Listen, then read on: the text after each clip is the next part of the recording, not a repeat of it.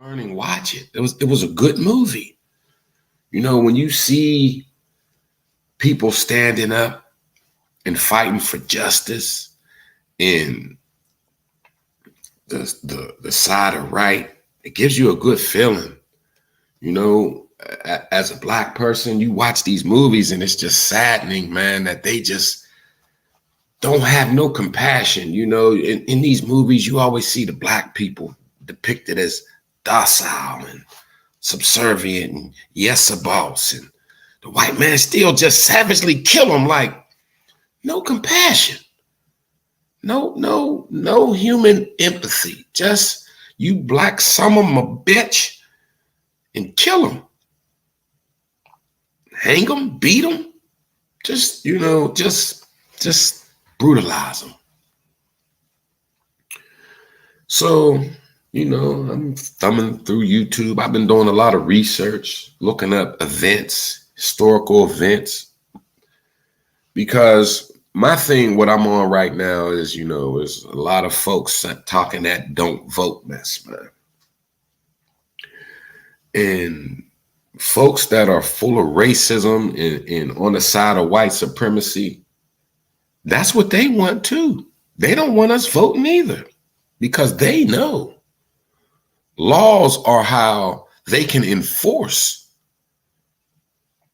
the oppression of black folks to keep you down. It's hard enough in life to get to the top, dealing with the elites. But then you throw in other races. White folks have a sense of entitlement, some of them. They feel they are entitled to a good life because they're white, not because they're smart or they're willing to work hard, which I'm sure they're willing to do. But they feel as if before you can get it, I'm supposed to get it because I'm white. And that's crazy. You're entitled to what you earn. You deserve what you work for. You don't deserve something because you were born. There ain't I don't care who you are, aside from maybe your parents or maybe a rich friend, ain't nobody out here waiting to ingratiate and enrich your life with money and cars and clothes and jewels and just to see you living good. There's a lot of people have that thing in their head that their life is going to be something and they're not going to work for it. And that's not the way life is. But in the movie, what was depicted was anything further from the truth. Those FBI agents, they didn't solve the case. They didn't go down there and beat the streets. What they did was unlawful. And at the same time, crazy. And they did that back then. And so today, the FBI and law enforcement agencies, they're not going to waste their time to set someone like me up. And I'm not breaking the law. I'm not causing any problems. You'll have folks say, I ain't do nothing. They set me up. This is bullshit. Now, they might set you up, but the only reason they're going to set you up is because you're too smooth at what you do. You are, in fact, doing what they accuse you of doing.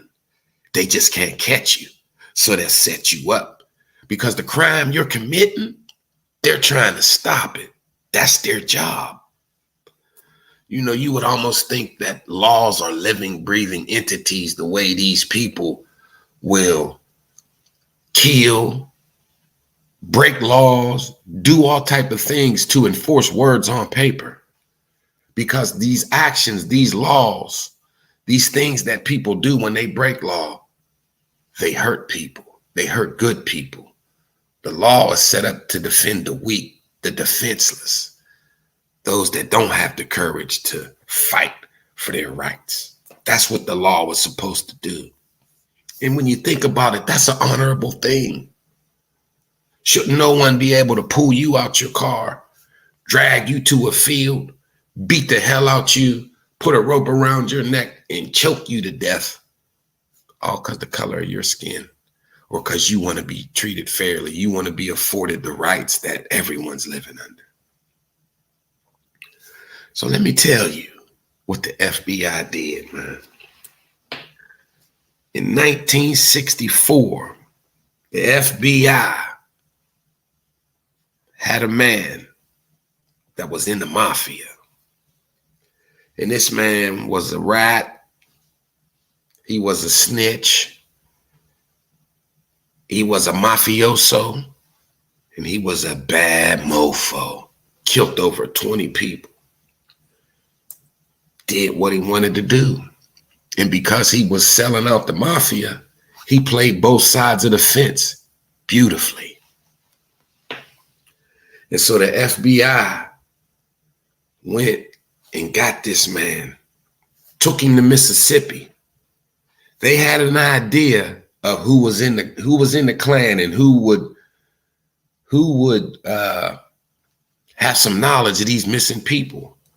And so the FBI brought him to Mississippi and they turned him loose on these Klansmen. And that man was an Italian man. And his name was Greg Scarpa Jr. I'm going to show you a picture of Greg Scarpa.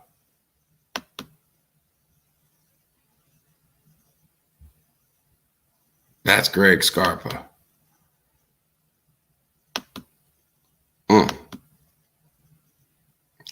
Try to get you a different picture of him.